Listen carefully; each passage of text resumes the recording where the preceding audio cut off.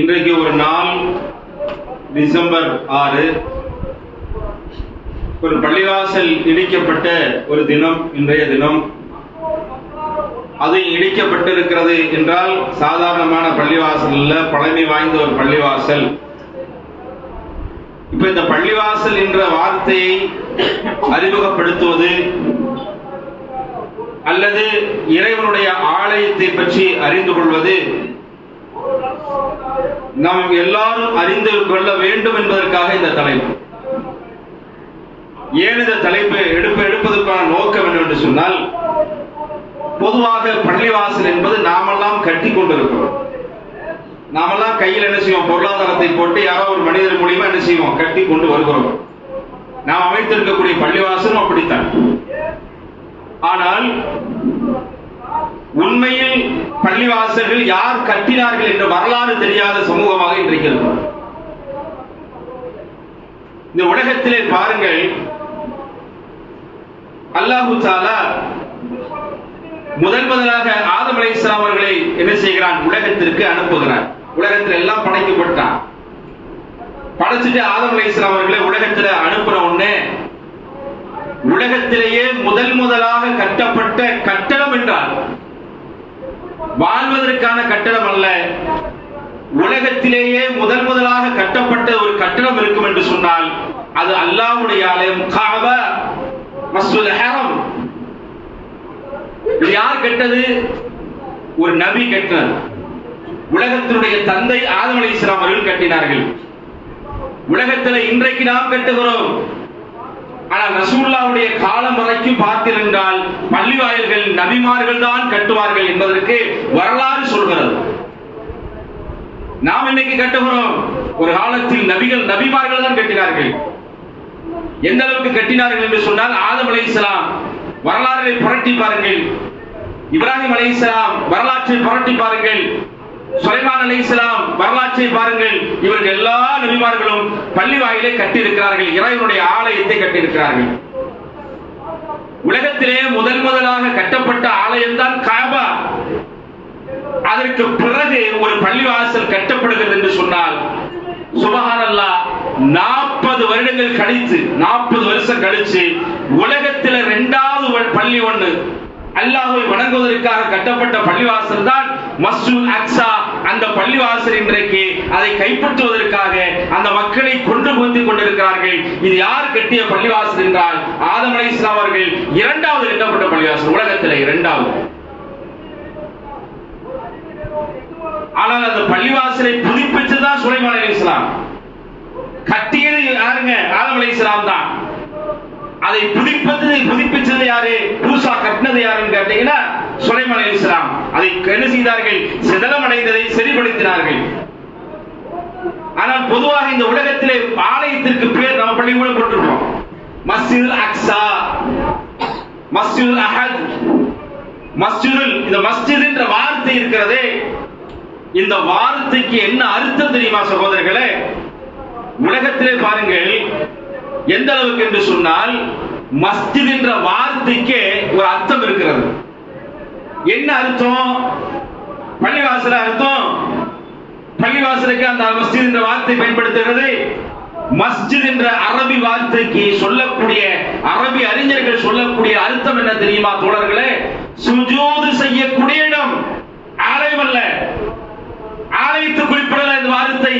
மஸ்ஜித் என்ற வார்த்தை சுஜூது செய்யக்கூடிய இடம். இதுல இன்னொரு கூடுதலான விஷயம் பாருங்கள் சகோதரர்களே, உலகத்திலேயே அல்லாஹ்விற்கு ரொம்ப பிடித்தமான இடம், மனுஷனுக்கு ரொம்ப வெறுப்புக்குரிய இடம், ஷைத்தானுக்கு ரொம்ப வெறுப்புக்குரிய ஒரு இடம், ஆனா அல்லாஹ்விற்கு ரொம்ப பிடித்தமான ஒரு இடம் இருக்குது என்று சொன்னால் அந்த இடம் இந்த மஸ்ஜித், அல்லாஹ்வை வணங்கக்கூடிய இந்த இடம்தான் என்று நபிகள் நாயகம் ஸல்லல்லாஹு அலைஹி வஸல்லம் அவர்கள் இந்த மனித சமூகத்திற்கு சொல்கிறார். அப்ப இந்த மஸ்ஜிதை எப்படி நேசிக்க வேண்டும்? நேசிக்காதவருடைய விளைவுதான் இன்றைக்கு பல பள்ளிவாசல்கள் தொட்டு கொண்டு வருகிறார். பல பள்ளிவாசல்கள் இன்னைக்கு நெருங்கி வருவதற்கு காரணம் என்ன? பள்ளியோட தொடர்பு இல்லை, பள்ளியை பற்றி அருமை தெரியல. பள்ளிவாசல் கூட்டுவது என்றால் நமக்கு பெரிய கஷ்டம், பள்ளிவாசல் துடைப்பது என்றால் பெரிய கஷ்டம். பள்ளிவாசலில் பராமரிப்பது என்பது பெரிய கஷ்டம். ஆனால் நபிமார்கள் அப்படி இருந்ததில்லை. ஒரு நாள் நபிகள் நாயகம் ஸல்லல்லாஹு அலைஹி வஸல்லம் அவர்கள் பள்ளியில வரும் பொழுது பள்ளியில ஒருத்தர் மூக்கு சீந்தி துவைச்சிட்டார். எவ்வளவு அருவருப்பா இருக்கும். பள்ளி செய்யற இடத்துல, ஒளி செய்யற இடத்துல பாருங்க, யாராவது ஒருத்தர் மூக்கு சீந்தி இடத்துல இருந்தா பார்க்கறதுக்கு ரொம்ப அருவருப்பா இருக்கும். ஆனா ரசூல் ஸல்லல்லாஹு அலைஹி வஸல்லம் அவர்கள் பள்ளிக்கு வரும்போது அப்படி ஒரு சம்பவம் நடக்கிறது. ரசூல்லா தன்னுடைய கையால் எடுத்து செய்ய சுத்தப்படுத்தி அதை கையை விட்டு ரசூல்லா போறாங்க. மஸ்ஜிதுடைய அருமை அவர்கள் வழங்கினார்கள். பள்ளிவாசல்ல கூட துப்புற வாயில தொழுகையில் நிற்போம். டைரக்டா துப்ப கூடாது, நேரம் செய்யக்கூடாது. தொழுகையில் நிக்கிறப்பா ஏதாவது வந்துச்சுன்னா சைட்ல தான் துப்பணும். அதுக்கு அழுத்தம் மேல துப்பிடக்கூடாது. என்ன செய்யணும்? நம்ம என்ன செய்யணும்? சைட்ல என்ன செய்யணும்? துப்பணும். டைரக்டா கூட துப்பக்கூடாது. அப்ப இந்த மஸ்ஜிதுடைய வரலாற்றை இந்த சமூகம் தெரியாதனாலதான் பல பள்ளிவாசல்கள் நாம் இறந்திருக்கிறோம். முதல்ல நம்ம பள்ளிவாசலுடைய வரலாறு தெரிஞ்சிருக்கிறோமா? நாம் அமர்ந்திருக்கக்கூடிய பள்ளிவாசலுடைய வரலாறு தெரிஞ்சிருக்கிறோமா? இன்று வரைக்கும் என்ன வரலாறு நடந்து கொண்டிருக்கு தெரியுமா? இன்றை மட்டுமல்ல, நாளைக்கு நம் பள்ளிக்கு நடந்தால் நாம் எந்த நிலைக்கு தள்ளப்படுவோம் என்பது தெரியுமா? ஹஜ்ஜில் நடக்கிற சம்பவம் உடனே எல்லாரும் வந்து கிளம்பி விட்டோமா?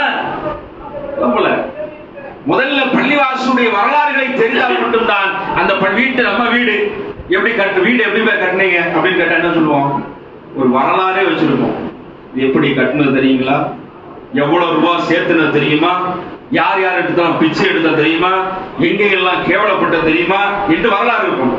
பள்ளிவாசல் எப்படி கட்டினீங்க பாய் அப்படின்னா, அது நிர்வாகி இருந்தாங்க, ஒவ்வொரு ஊருக்கா போனாங்க, ஒவ்வொரு ஊரா இது பண்ணாங்க, அங்க எல்லாம் என்ன செஞ்சாங்க? சண்டை போட்டாங்க. நம்ம என்ன வியாபாரங்க, கரெக்ட் டைம் போறதுக்கு நேரம் இல்ல, அவங்க பார்த்து போராடிக்குவாங்க, போராடி அவங்க ஜெயிச்சுக்குவாங்க. அதனாலதான் நம்முடைய சமூகம் இன்றைக்கு இவ்வளவு பெரிய கை சேதத்திற்கு தள்ளப்பட்டிருக்கிறது. பள்ளிவாசலுடைய சிறப்பு யார் தெரிஞ்சிருக்க, படிச்சிருக்கிறவ, புகாரி முஸ்லிம் பரட்டி இருக்கிறவங்க, 24 மணி நேரம் செல்போனுக்குள்ள முக்கியத்துவம் கொடுக்கக்கூடிய அந்த டைம், அல்லாஹ்வுடைய தூதருடைய பொன்மொழிகளை படிப்பதற்கு நேரத்தை ஒதுக்கி இருக்கிறவன். சமீபத்தில் கூட நம்ம பள்ளியினுடைய ஆசிரியர் எழுதி போட்டார் ஒரு செய்தி. எத்தனை பேர் படித்தீர்கள் என்று தெரியாது. செல்போனை போட்டாங்க. செல்போனை பக்கத்துல போட்டு இதிலிருந்து வரக்கூடிய தொடர்பை நீங்கள் துண்டிக்காமல் பயன்படுத்திக்கிறீங்க. எதுல இருந்து? செல்போன்ல இருந்து. செல்போன்ல இருந்து வர வார்த்தையை துண்டிக்காம பயன்படுத்திடுறீங்க. கீழே ஒரு ஆரன், பள்ளிவாசல் மேல கட்டி இருக்கிற ஆரன், அதை ஒரு போட்டோவை போட்டு இதிலிருந்து வர அழைப்பை துண்டித்து விடுகிறீர்களே அப்படின்னு கீழே போட்டு அல்லாஹ்வுடைய இந்த தொழுகையை பாழாக்கக்கூடியவர்கள் என்பதை வசனத்தை, அல்லாஹ்வுடைய வசனத்தை போட்டு அங்க எழுதி போட்டார். காரணம் என்ன? மஸ்ஜிதுடைய அருமை தெரியாததினால், மஸ்ஜிதுடைய பலனை தெரியாததினால், சிறப்பு தெரியாததினால் அதை பொதுபோக்குத்தனமாக நினைத்துக் கொள்கிறோம். சிறப்பு தெரியுமா சகோதரர்களே? ரசூலா சொல்கிறார்கள். பள்ளிவாசல்ல சிறப்பு என்ன தெரியுமா? ரசூலா சொல்றாங்க. எவ்வளவு அருமையா சொல்றாங்க தெரியுங்களா? வாழ்நாள்ல இந்த இடத்தை மிஸ் பண்ணிடக்கூடாது. இந்த இடம் தான் ஜும்மாவுடைய நாள் தான் உலகம் அளிக்கப்படும். ரசூலுல்லாஹ்வுடைய வாக்கு ஜும்மாவுடைய நாளில் அந்த இடத்தில் எங்க இருக்கோ அல்லாஹ்வுடைய ஆலை, இன்ஷா அல்லாஹ் நாடினால் இந்த ஆலை. ரசூலுல்லாஹ் சொல்றாங்க, யார் ஒருவர் காலையிலும் மாலையிலும், காலையிலையும் சாயங்காலமும் அல்லது காலையிலும் இஷா வரையும் யார் ஒருவர் பள்ளிவாசலுக்கு தன்னுடைய நேரத்தை ஒதுக்குகிறாரோ, பள்ளிவாசலில் ஒதுக்குறது என்ன அர்த்தம்? தொழுகிறது. இதோட சிறப்பு பாருங்க. யார் ஒருவர் இப்படி இருக்கிறாரோ அவருக்கு ரசூலுல்லாஹ் சொல்கிறார்கள், அவர்கள் யார் ஒருவர் பள்ளிவாசலோடு தொடர்பில் இருக்கிறாரோ அவர் சொர்க்கத்துல இடம் வாங்கிவிட்டார். எங்க இடம்?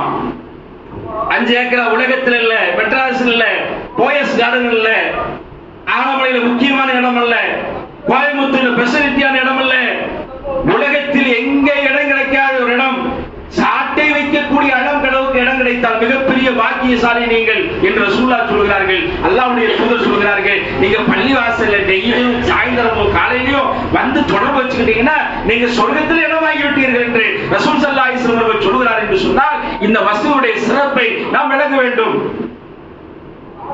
அடுத்து ரசூலுல்லாஹ் சொல்கிறார்கள், இங்க சிறப்பு விருந்தினர் எல்லாம் வருவாங்க. யாரு சிறப்பு விருந்தினர் தெரியுமா? நம்ம என்ன செய்வோம்? சிறப்பு விருந்தினர் யாராவது ஒரு தாய், ஏதோ ஒரு மௌலவி சிறப்பு விருந்தினரா கூப்பிடுவோம். ஆனா தினந்தோறுமே இங்கே சிறப்பு விருந்தினர்கள் வந்து கொண்டிருக்கிறார்கள். யாருடைய சிறப்பு விருந்தினர்கள்? அல்லாஹ்வுடைய சிறப்பு விருந்தினர்கள், வானவர்கள். தினந்தோறும் நப்போட்டு உட்கார்ந்து இருப்பாங்க. இப்ப மலக்குமார்கள் உட்கார்ந்து இருப்பார்கள். இந்த இடத்திலே நாம் நடக்கக்கூடிய இந்த உரையை கவனித்துக் கொண்டிருப்பார்கள். அந்த மலக்குமார்கள் நம்மிடத்தில் உட்கார்ந்து இங்கு நடக்கிற சம்பவத்தை எல்லாம் நம் பெயரெல்லாம் பதிவு செய்யக்கூடிய சிறப்பு அந்தஸ்து பெற்ற வானவர்கள் அவர்களா என்று சொன்னால் இந்த பள்ளியோட தொடர்பு எந்த அளவுக்கு இருக்கு என்பதை பாருங்கள் சகோதரர்களே. இருந்து மக்காவுல இருந்து ஹிஜ்ரத் செஞ்சு போறாங்க. ஹிஜ்ரத் செஞ்சு போய் மதீனாவுக்கு நுழைகிறாங்க.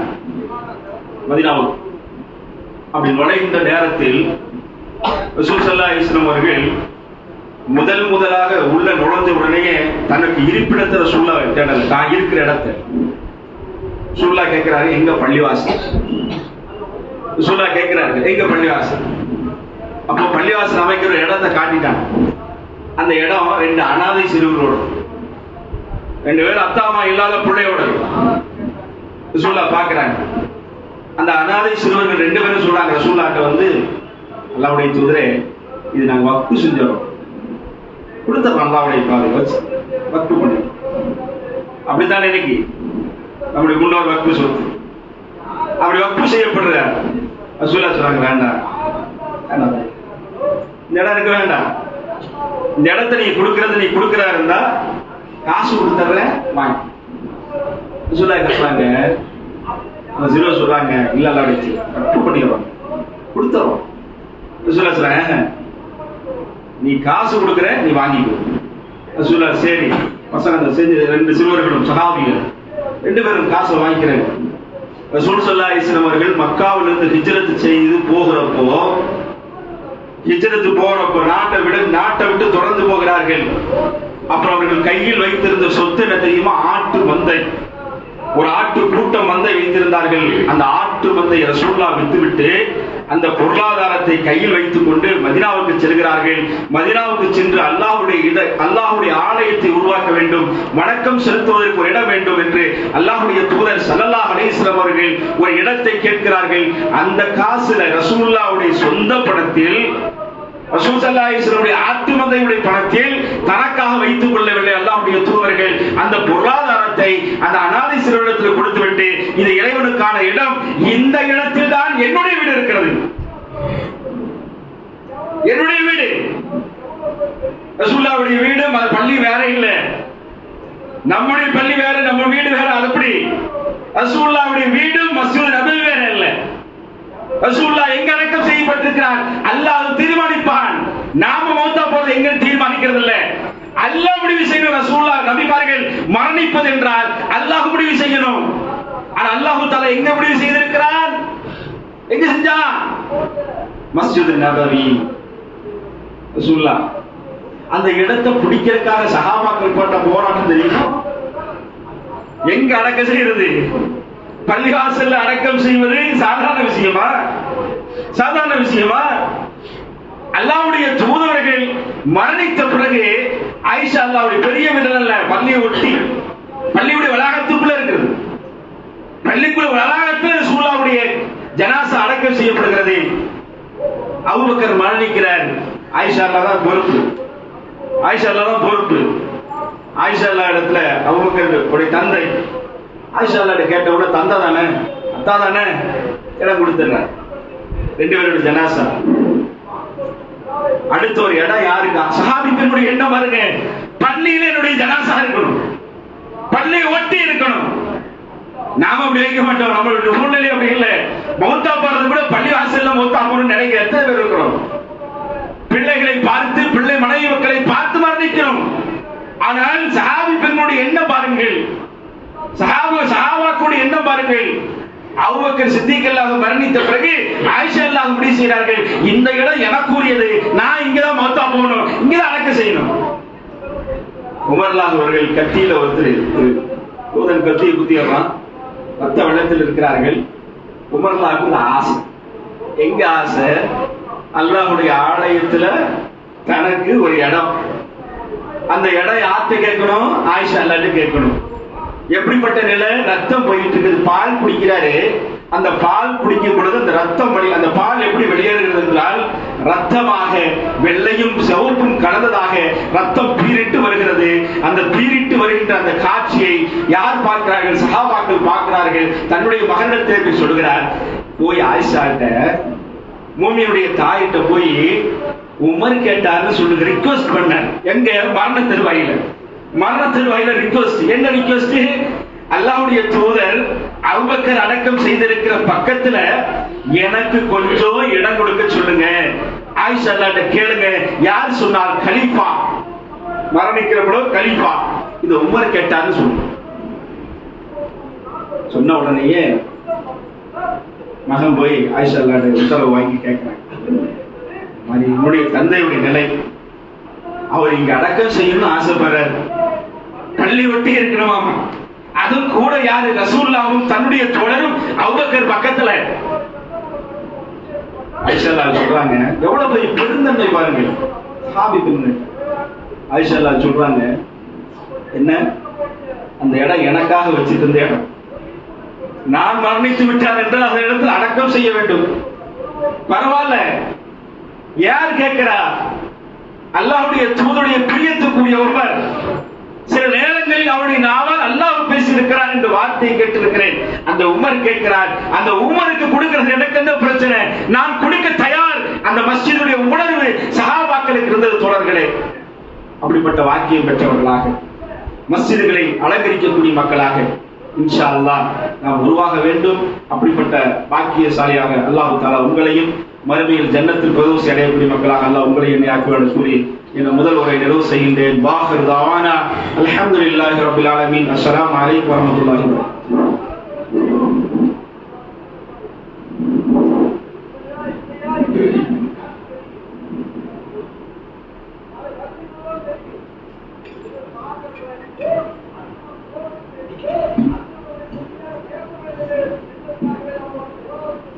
السلام عليكم ورحمة الله وبركاته. اللهم صل على محمد وعلى آل محمد كما صليت على إبراهيم وعلى آل إبراهيم إنك حميد مجيد. اللهم بارك على محمد وعلى آل محمد كما باركت على إبراهيم وعلى آل إبراهيم إنك حميد مجيد. அன்பார்ந்த சகோதரர்களே, பள்ளிவாசலுடைய சிறப்புகளை பற்றி இந்த நேரத்தில் பேச முடியாது. ஏன்னா நேரம் பல இடங்களில் நம்முடைய தகவல்கள் இன்றைக்கு பாபர் மசூதி இடிக்கப்பட்ட நாள். இந்த இழிவு நிலையை பற்றி அல்லாஹு தஆலா தன்னுடைய திருமறையில் சொல்கிறான். 2வது அத்தியாயம் 114வது வசனத்தில் அல்லாஹு தஆலா சொல்கிறான், வமன் அஸலம மிம்மன் மனஅ மஸ்ஜிதில்லாஹ், அல்லாஹ்வுடைய பள்ளிவாசல் அல்லாஹ்வுடைய பெயரை சொல்லி துதிப்பதை, அல்லாஹ்வுடைய பெயரை சொல்லி துதிப்பதை ஐயுதரக ஃபீஹா அஸ்மஹு வஸாஹ ஃபீ ஹரபியா, துதிப்பதை அவற்றை பாழாக்க முயல்பவனை விட பெரிய கொடுமைக்காரன் இந்த உலகத்தில் யார் என்று அல்லாஹ் கேட்கிறான். அல்லாஹ்வுடைய துதிப்பதை தடுக்கக்கூடியவன், பாழாக்குபவன், அவனை விட இந்த உலகத்தில் கொடுமையானவன் யார்? உலைக மா கான அல்லாஹ் மா கான லஹும் ஐ யுத்கலுல் இலல் காஃபிரீன், யார் இருக்க முடியும்? இத்தகையவர்களுக்கு அச்சம் என்று சொல்கிறேன். அவர்களுக்கு அச்சம் இல்லையா? அவற்றில் நுழைவதற்கு அவர்களுக்கு தகுதியே இல்லை. யார் இன்றைக்கு பள்ளிவாசலில் இடிக்க வேண்டும், நுழைய வேண்டும், அதை தரைமட்டமாக்க வேண்டும் என்று யார் ஆசைப்படுகிறார்களோ அதில் நுழையிறக்க உனக்கு அருகதை இல்லைதான் அல்லாஹ் சொல்கிறான். சொல்லிவிட்டு அல்லாஹ் சொல்கிறான், லஹும் ஃபீ துன்யா ஹிஸ்யுன் வலஹும் ஃபில் ஆখিরাতি அதாபுன் அலீம், அவனுக்கு இந்த உலகத்தில் மிகப்பெரிய இழிவு இருக்கிறது. பள்ளிவாசலை இடித்து நாசமாக்குற அந்த கைவனுக்கு இந்த உலகத்தில் இழிவு இருக்கிறது. மேலும் அவனுக்கு சொல்லுகிறான் அல்லாஹ் தஆலா, யாராக இருந்தாலும் சரி, இந்த நாட்டை ஆண்டு கொண்டிருக்கிற எப்பேற்பட்ட கொம்பனுக்கு மேல் கொம்பனாக இருந்தாலும் சரி, அவனுக்கு அல்லாஹ் சொல்லுகிறான், வலஹும் ஃபில் ஆখিরাতি அதாபுன் அலீம், அவனுக்கு மறுமையிலே கடுமையான வேதனை இருக்கிறது என்று அல்லாஹ் தஆலா சொல்லி காட்டுகிறான். அன்பார்ந்த சகோதரர்களே, கண்டிப்பாக இந்த டிசம்பர் 6 நடக்கக்கூடிய இந்த ஆர்ப்பாட்டத்தில் ஒட்டுமொத்த மக்களாக நம்முடைய ஒட்டுமொத்த பெண் மக்களையும் குடும்பத்தோடு இன்ஷா அல்லாஹ் பல பள்ளிவாசலை கை வைத்துக் கொண்டு வருகிறான். வேடிக்கை பார்த்து கொண்டு இருக்கிறோம். ஒவ்வொரு வருடம் ஆர்ப்பாட்டம் செய்யறப்போ என்ன தீர்ப்பு கிடைச்சிருச்சு, அதான் கட்டிட்டான்ல, அதான் தீர்ப்பு வழங்கிட்டான்ல, இதுக்கு மேல என்ன செய்ய வேண்டும் அப்படின்னு சொல்லிக் கொண்டே இருந்தோம். இன்றைக்கு ஒவ்வொரு பள்ளிகளாக தன்னுடைய அஜெண்டாவில் ஒவ்வொரு பள்ளிகளாக கை வைத்து கொண்டு வருகிறான். இனியும் போராடாமல் இருந்தால் நாளைக்கு நம்ம வீட்டுக்கு வருவான், நம்ம வீட்டை விட்டு துரத்துவான், இந்த நாட்டில் அகதியாக தெரிய வேண்டிய ஒரு நிலைக்கு தள்ளப்படுவோம் என்று சொல்லிக்கொண்டு முடித்துக் கொள்கிறேன். வாஹிரு தாவானா அல்ஹம்துலில்லாஹி ரப்பில் ஆலமீன். அஸ்ஸலாமு அலைக்கும் வரஹ்மத்துல்லாஹி வபரகாத்துஹு.